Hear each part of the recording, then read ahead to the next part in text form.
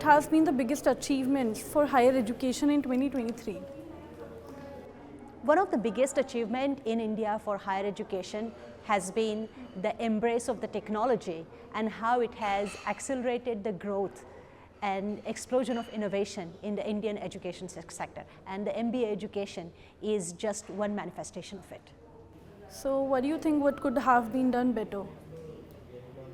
So you ask something that's very close to my heart. So I am passionate about entrepreneurship. I work in a school of management and entrepreneurship.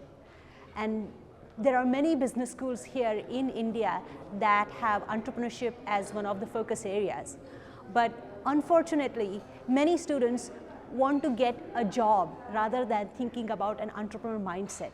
So if we can tweak that mindset to instill an entrepreneurial spirit in our students, that would be a fantastic achievement for us. What goes into the making of a B school that can equip students for 21st century economy? We are in 2023. We are in the 21st century. And one of the hallmarks of 21st century has been this accelerated change. When the 21st century started, we were not training for jobs that exist today. So in some ways, the education system has to prepare our students for the jobs that don't even exist today. How are we going to do that? And what we are going to do for that is have a value-driven education that embraces change, that embraces technology, but that also infuses it with entrepreneurial spirit, entrepreneurial mindset, and compassion, inclusiveness, and a focus on ethics and governance. So, as global ranking are much discussed now, but Indian B schools do not make it to the top league. What do you think about this?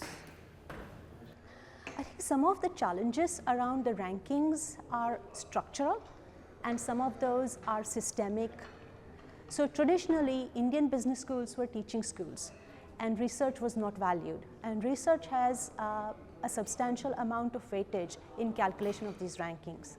But as the ecosystem, research ecosystem in India grows and develops, that's going to change, and Indian researchers will improve their research, publish in good places, and that will improve the rankings. The other aspect is about internationalization.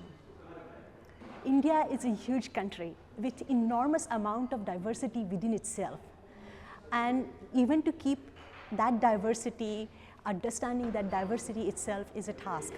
And so because of our sheer size, in the past, we haven't focused as much on internationalization for our business schools. But I think there is also an opportunity. Indian diaspora has been all over the world, in fact, heading largest business schools all over the world. So we actually have an opportunity to liaise all over the world, use our diaspora connections, and leverage that internationalization to bring our rankings. And of course, India is a big country. We have these publications, such as yours, who can actually create rankings that are more suitable for Indian systems. So that's something we should look at. We don't have to take rankings from outside. We can compete with them, but also create our own standards. So I would like to ask one last question. How are B schools planning students for corporate world where ESG is an important aspect? I talked about this in my panel as well. I think it's a give and take. So there are two aspects to it. One is a short term, where we need to see what the industry wants and prepare our students. And some of those processes can be done by bringing in industry content within the classes. We have industry speakers coming in, we send our students out for social sector internship, business sector internship, we have business practicums and so on. So really have that back and forth and flow with the industry, and that's going to solve that's going to give our students some of those skills to function within the current landscape of the industry.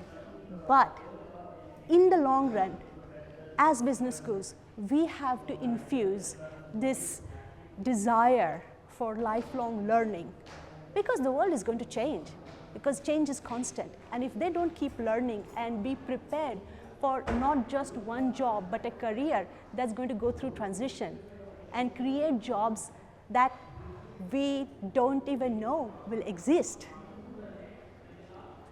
That's what we need to instill. It's that entrepreneur mindset. Thank you so much. Thank you for Thank you. coming.